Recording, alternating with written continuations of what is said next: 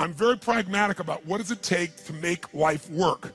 But what I want you to know is Australia, of all the places on the face of the earth, when I was talking to my client, he was saying, Tony, of all the places on earth, there's one place you'd pick to have a great quality of life with your family that will weather the storm the best, it's Australia, by far.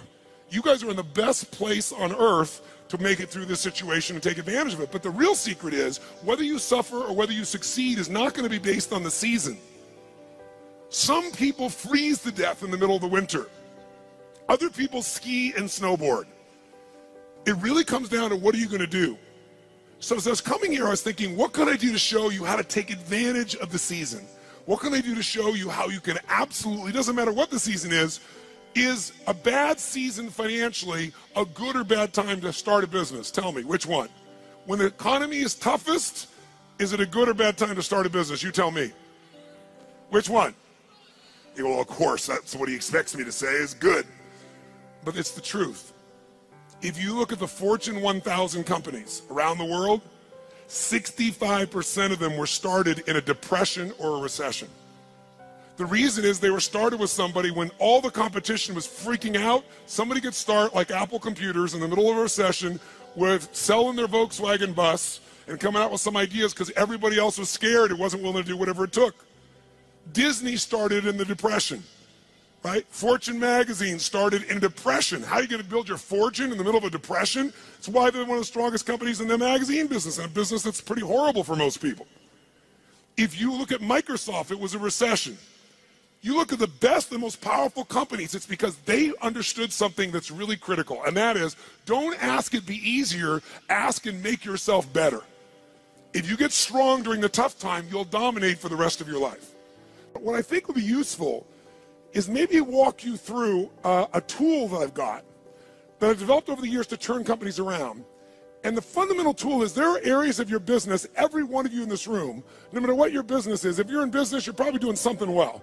How many got some area of your business you're proud of, whether it be marketing or sales or the product or the service? How many got an area you're proud of? Say I. How many got an area you're less than proud of? Say I.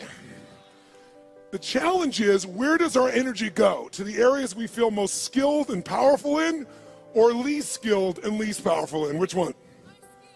No, our energy tends to go to the areas we feel most powerful. We do what makes us feel good. We do what we feel competent in, not what we feel incompetent in. And business is complex. It doesn't have to be, but it is. So I thought maybe there'd be a format I could give you today is, let's walk through what the business environment's really like right now, and then let's see if we can walk through what are the areas that if you were just to do this, if I never saw you again, and my goal is to see you again, my goal is to add enough value, go, okay, this is no brainer. I'm gonna take 4 days when Tony comes back, I'm gonna go in this experience and be immersed and grow my business 30 to 100%. But if I don't, here's what I want you to do, or if you don't. I'm gonna cover 7 areas that are what I call the 7 forces of your business. Each force has a forceful impact on your level of success or failure, profitability, etc. There's some areas I bet you're doing good in. Some areas you could do better in. Some areas you're very weak in. The problem is, a chain is only as strong as its weakest what?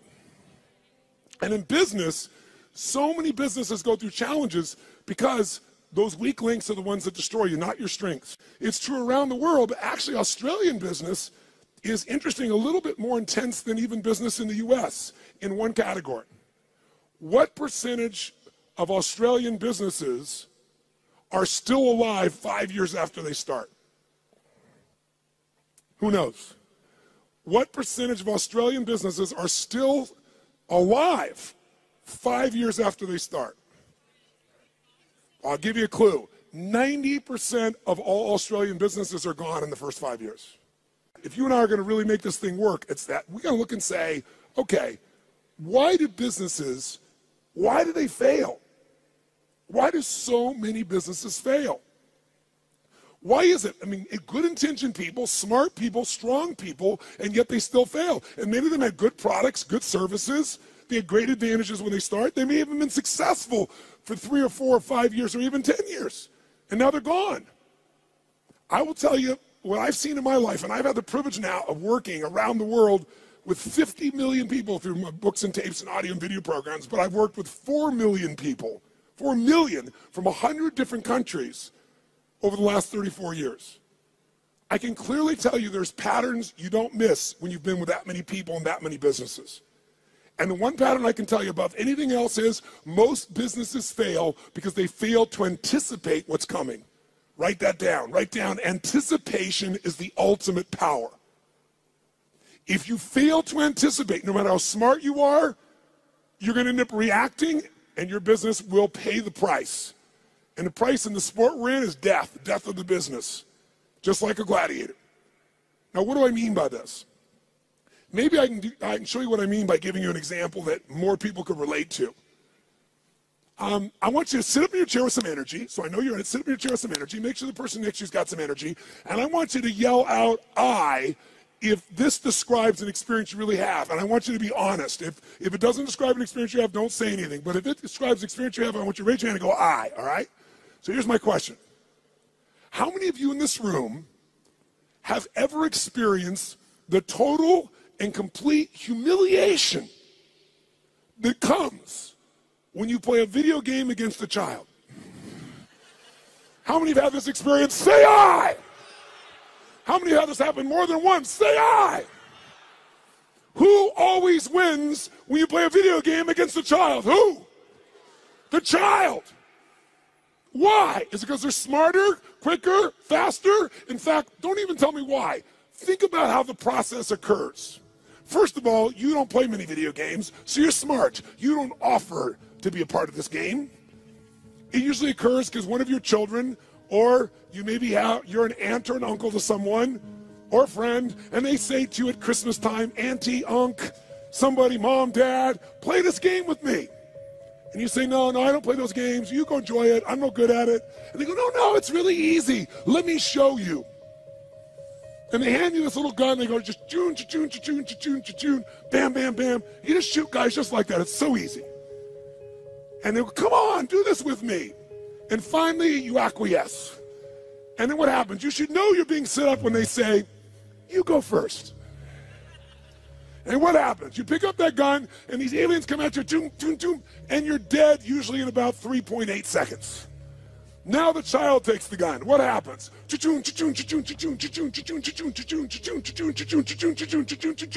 And about 45 minutes later, you get your second turn. Who knows what I'm talking about here? Say I. Now you're pissed, right? You're like getting competitive. I'm not getting shot in 3 seconds. So now you're really focused, and you get shot in the back, and you're dead in 2 seconds. The kids, 45 minutes later, you get your third one. The kid scores 480 million points, you get 3. Who's had this experience? Say I. Why does the child always win?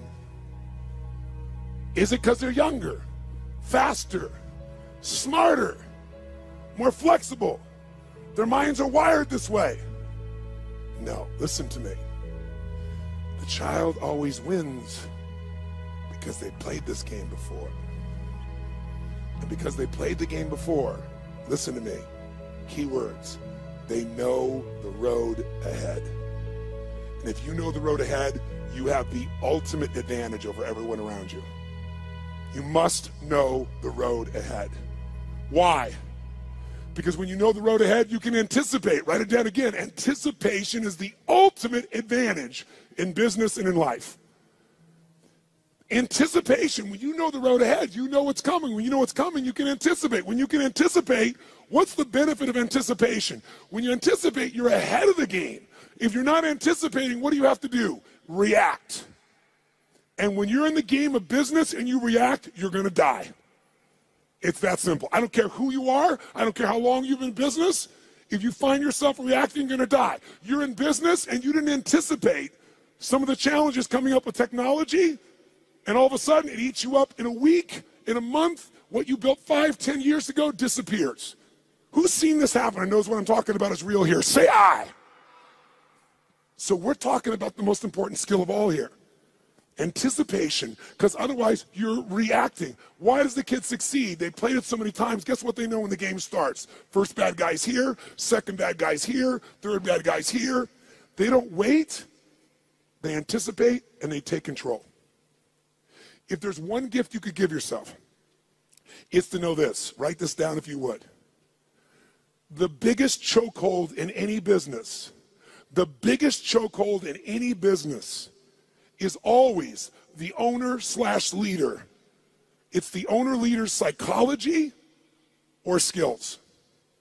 The biggest chokehold in any business is the owner-leader's psychology or skills. Your mindset, what eats you up is you don't know what's coming. You don't have the skill to handle what's coming because you don't know it. Or you're so beat up psychologically, emotionally by what you've been through, you can't find the answer. So as a result, you end up with a story that limits you. You end up in a state that limits you.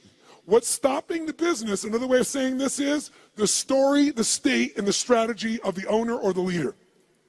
If you change that owner or leader's state, story, and strategy, you change everything. If you don't, they're not going to succeed. So Bill Gates is a gutsy bastard. Bill Gates has a lot, the guy took big risks. He was at Harvard, had a great education set up, wasn't doing so good, but he read a magazine article about the first personal computer called the Altair.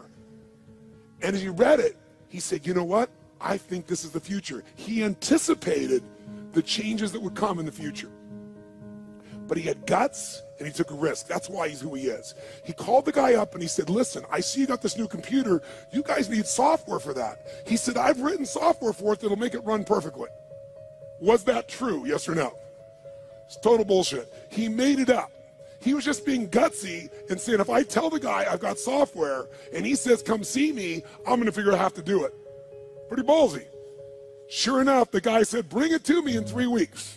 So he had 3 weeks to come up with software between he and his partner.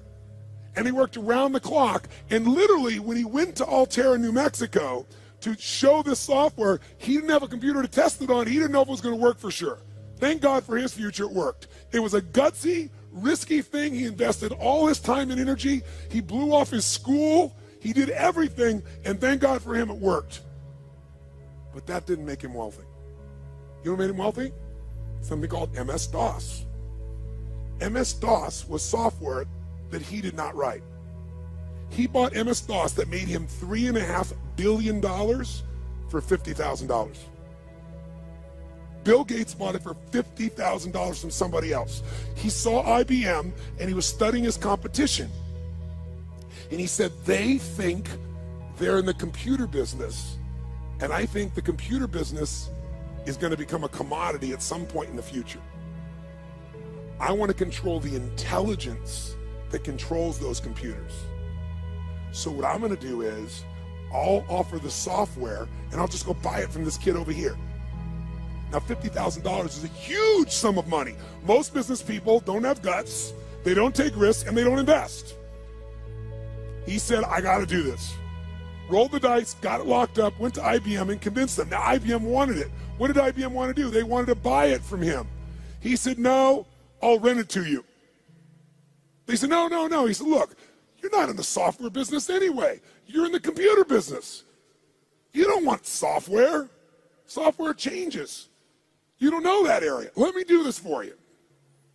The biggest strategic, remember I said your life is controlled by your what? Decisions. That decision made him wealthy. That decision for IBM made them a has-been in a short number of years. You have to anticipate the shifts. Am I making sense with you here? Yes or no?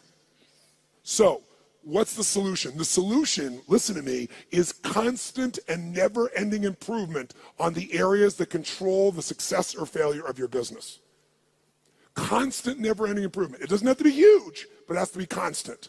Incremental improvements in the areas that matter on a regular basis, and you will dominate as long as you also anticipate. So let me give you 7 real fast because I'm on tight on time. Let me give you the first of the 7. Let me show you how it works. I'm going to start with the end in mind. If you're going to be successful in business, the end outcome, what makes somebody successful in business is not that they make a sale. If all you do is make a sale, you made a little money. To have a business, it has to be sustained. To be sustained, you have to build clients, or at a minimum, what I would call raving fan clients, raving fan customers. Now, why is the target of all business a raving fan customer? Well, first of all, what makes a human being wealthy in financial terms? What will make you wealthy is only one way to get wealthy and stay wealthy. Add more value to other people's lives than anyone else can possibly do. If you add more value than anybody else, you will have people be a raving fan of your product, service, or company. And raving fans are the best marketing in the world, because today, nobody pays attention to advertising unless it's shocking. And even then, it doesn't necessarily sell the product. What sells products today is people telling people this is the best shit you can get. How many agree with me on this right now? Say aye. And you can't buy that word of mouth. You can only deliver it by delivering such an incredibly valuable experience or product or service that people tell everybody about it. The first key to getting to that target, if we're gonna grab hold of our energy and we're gonna race towards this target, is you have to do step number one. Step one in a business is you gotta know where you really are. You gotta know where you really are, and you gotta build what I call a business map. Now, what do I mean by a business map? Well, think of it this way. How many of you in this room have a 5-year business plan right now for your company? 5-year business plan, raise your hand. Now, a group of 9,000 people, I'm seeing maybe a dozen hands. The reason you're seeing a dozen hands is because even if you have to do a 5-year plan, it's bullshit. And I'm not being disrespectful. It's bullshit. Why is it bullshit? Everyone tell me. Why is a 5-year business plan in the world we live in today total bullshit? Why? Because the world is changing so fast, you have no clue what's going to be here in 5 years. You're kidding yourself. So what do you throw up your hands and just hope it works out well? That's a disaster too. What you need is a business map. A business map means you understand the territory. You understand what's happening, where it's happening, so as you're moving along, you can adjust with that map to get where you want to go as the environment changes. The way you frame what business you're in to yourself is the single biggest limit in your business, and I promise you it's limiting who you do business with as well. You know, if you ask Peter Drucker, one of the greatest business geniuses of all time, he used to say, there's really only one question, maybe two in business. The question is, what business are you in, and how's business? You must control the meaning within yourself, within your team, and then the way you market it. But you can't do that until you're crystal clear what business you're in. And every 7 weeks, you should be digging in deeper to what business you're in, or you'll ask a third question. What business do you need to be in? Because let me tell you something. You didn't experience in 2008 in Australia what the rest of the world did, but you're going to experience some of what the rest of the world has experienced coming soon. You're going to experience it in your real estate market, you're going to experience it in your shares market, and you're going to experience some unemployment on a much larger scale than what you guys are uncomfortable with right now. It's coming. I'm not here to be Mr. Positive, and I'm not being negative. I'm saying it's coming, so you want to take advantage of winter, not let it freeze you to death. And you can, because when everybody else is scared and hesitating, if you're doing the things I'm showing you, you will take their market share and you will dominate. Even if you're a little guy, you can become a big guy in this time. Because the time in which things change is tough times. That's when little guys become big guys. Because the big guys are doing the same boring shit over and over again, and they're not flexible. But I got to tell you something. In order to succeed in your business, you got to fall in love with your clients and not with your products and services. But here's the other question. What stage of the life cycle of a business are you in? Listen to me. This understanding is the most important understanding of all, and I can't give it to you all here. I take a day on this. When I say I give people $1 million guarantee, the reason I'm giving that $1 million guarantee and no one ever takes me up on it, I mean, I think 2 times in 3 years someone's taken me up on it, and when they did, I've been glad, because I didn't want a stupid person in my seminar. I was like, if you can't see this is going to save you $1 million and make you $1 million, you shouldn't be in here, right? I'm happy to refund your money. Is this material. And this material is understanding the life stage of a business. See, businesses have life cycles just like humans do. So watch this for a second. Which can get into more trouble, an infant or a toddler? Quick, nice and loud. Which one? Nice and loud. Which one? Why? Because the toddler's more mobile. They can go, what does this rock taste like? Right? Which one could get more in trouble? A toddler or a teenager? That's right. Tell me, if you give your car to a teenager and you say, drive it never above the speed limit, what can you promise and guarantee they're going to do? Are they going to speed, yes or no? And the worst thing that can happen is they get away with it. Let me explain what I mean. Businesses have stages of development. What do they tell you was the most important thing to business? The power of anticipation. What if there was a way to know in advance what problems you were going to have in your business before they happened? You knew exactly what they were, how they were going to happen, and what to do to prevent them right now, no matter what stage you're in. How many think that'd be worth its weight in gold? Raise your right hand and say, aye. That's what happens when you understand the stage. Let's go to number 2. The second key force of business that you got to be working on is constant strategic innovation. Now, what the hell does that mean? Sounds so complex. Strategic innovation. Notice I didn't just say innovate. You can innovate, and it may not make a difference. And innovation takes time, energy, and money. It's got to be innovation the customer cares about. Let's go back to Peter Drucker for a moment. Peter Drucker has always said that the core of all business is only 2 things. If a business is successful, these 2 things are its core: innovation and marketing. Everybody else in your company is employed by the people who innovate and market for your company. Because without them, there is no company. Now, what does innovation mean? It means finding a way to meet people's what? Needs. It means finding a way to add more what? Than anybody else is adding. But listen to me, and maybe this will help you understand innovation in a different way. People say, but I am meeting their needs, and my customers are really happy, so why innovate? Because it's called innovate or die in the world we live in. Let me explain why. How often does Apple Computer, even though they're the best, find a way to innovate again? How often can you count on it? Is it consistent, yes or no? Every year, sometimes multiple times in a year. Isn't it true? That's why they're number 1. So what you have to do is you can't just meet your needs. You got to meet their needs in a new way. Meet the needs even more. Add more value, but do it in a new way. That's how you have raving fan clients. It's not enough to meet their needs. It's not enough to add more value. Got to do it in new ways all the time. It makes it sexy. It makes it mysterious. It makes it interesting. It makes them want to engage you. It gets them to tell everybody else about the new thing you're doing. Okay? Now, let's go to number 3 real fast. I'm going to have to kick this in gear to catch up.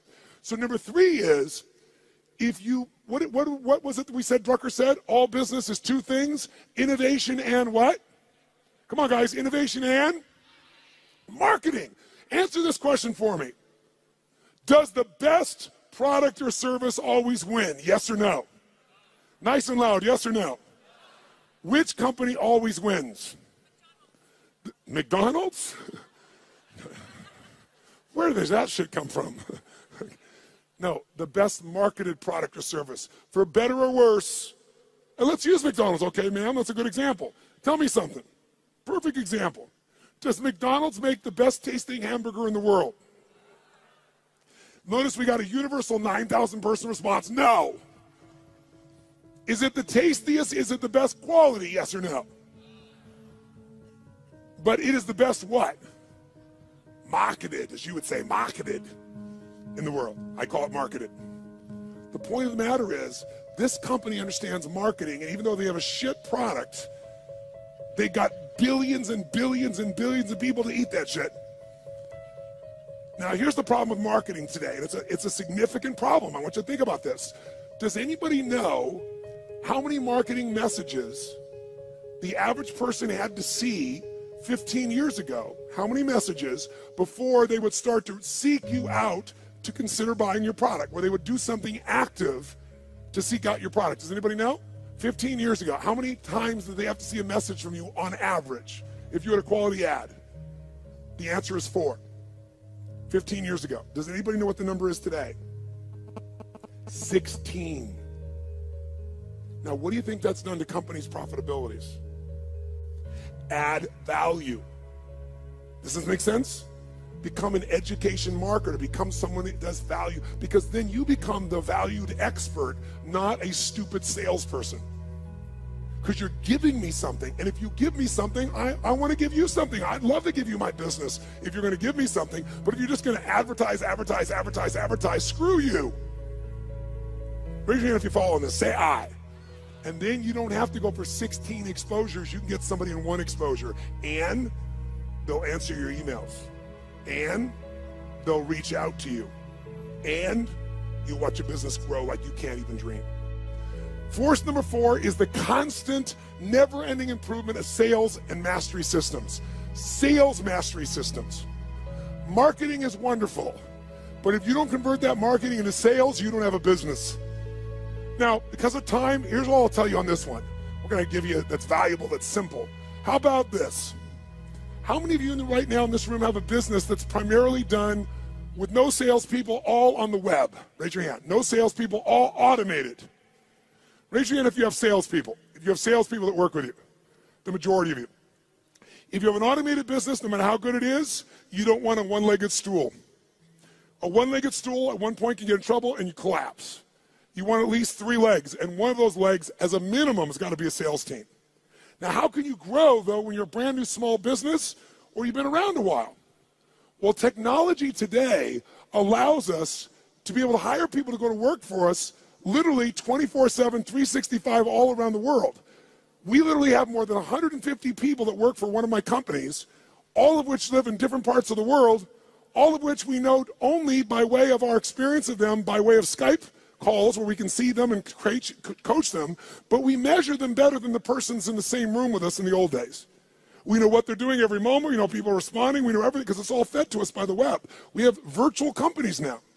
So if you don't have a lot of resources, we can show you how to get 3 or 5 salespeople in your little company, like these couple of guys here that right now are operators. What if you had 3 people that their entire life was about how to make sure they filled your business? Well, you wouldn't have one little location, you might have 5. But here's what I can tell all of you, just give you one quick hint in this area in the time that we got. Write down one thing. Great salespeople are not trained, they are found. Great salespeople are not trained, they are found. And then trained to be even better. And this is coming from a guy that's trained 2 million salespeople in the world. I did that for 15 years. It's one of my jobs. Here's what I mean by this. Write down this phrase. Nature is the most powerful factor. Nature is the most powerful factor. If I was going to give you something in 2 seconds right now, I'd say it's this. If you're going to get a great person to sell for you, you can train somebody all day long, but their nature has to match the job. The 5th force you got to take control of, you've got to have constant anticipation. Remember that key word, anticipation? So you're not reacting, you're anticipating, you know the road ahead in 2 areas of your business. Legal, and I know you're not a lawyer, at least most of you, but you got to know where your risks are, and financial or accounting. Now, how many of you in this room as business owners hate accounting? If you're with me, brothers and sisters, can I have a hallelujah? However, unfortunately, even though you hate it, how many of you in this room have ever been bitten in the bum, so to speak, because you thought the numbers were one thing or they meant something or your cash was one level and it was another? Some accounting piece that really, really hurt you at the time. Who's had this experience before? Raise your hand nice and high. Say I. I want to tell you something. More companies go down because most of you in this room do not like accounting, and I do not want to sell you on being an accountant. What a boring-ass job. But I do want to sell you on knowing enough of this that you can run that accountant or that CFO. Because you still have to lead, and if you don't, you'll become part of the 99% that fail. I don't care how big, smart you are, I don't care how much your sales are.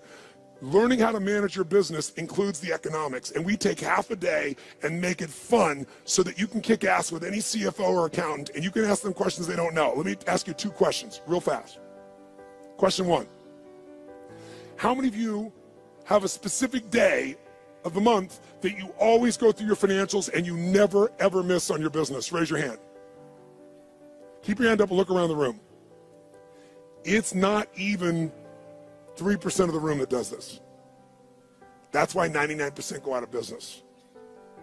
Remember I said in the beginning, what is the chokehold in the business? It's the psychology and the skills of the entrepreneur. If you don't develop the skill of knowing how to manage the finances, I don't mean write it down and do the accounting. I mean know how to read that and use that information as intelligence to guide yourself. You're going to be in trouble. In business, nobody gets a special license. You can go out there and know nothing about numbers except what you think you know, and that's why you go out of business. This is a skill. If you don't get it from me, you better go get it now.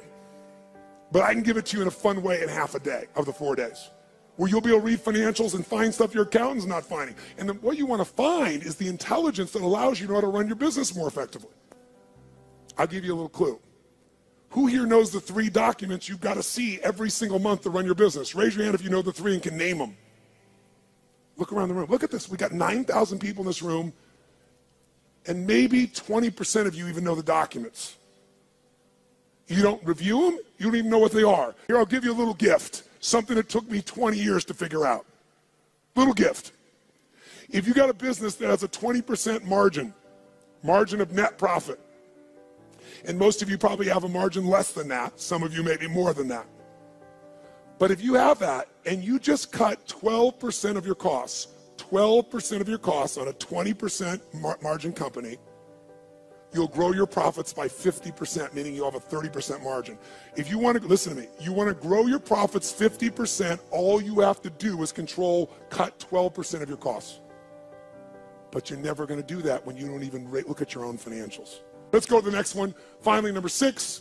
Number 6 is, what if I said to you there was treasure in your business, and that treasure is just waiting for you to come by and pick it up? But you got to dig for it. But if you pick it up, it's going to cost you nothing. What if I said to every one of you in this room, no bullshit, no hyperbole, no exaggeration. In the next 6 to 12 months, 18 months at the outside, in a tougher economy even, you could grow your business 30 to 130%, no exaggeration, no hyperbole. And it's not going to cost you any more money to do it. When I say it's not cost you any money, let me be honest. You might find by spending $5,000, you could make $150,000. Or by spending 10, you could make $500,000. So to me, that's not spending money. How many follow what I'm talking about here? Say I. That is this skill. This is my strongest skill. This is why companies call me in to do turnarounds. This is why my companies are where they are through all the economies and all the countries I've been in, all the industries. You have to learn the skill of optimization and maximization. That's this point. You have to learn to optimize and maximize your business on an ongoing basis. Now, what does that mean? It means figuring out how to do what you're already doing, where you get a geometric result from a bunch of small changes. Small changes that accumulate to create a geometric change. But you gotta master this. Go home and figure this out by itself if you want to, and you can start making progress right away.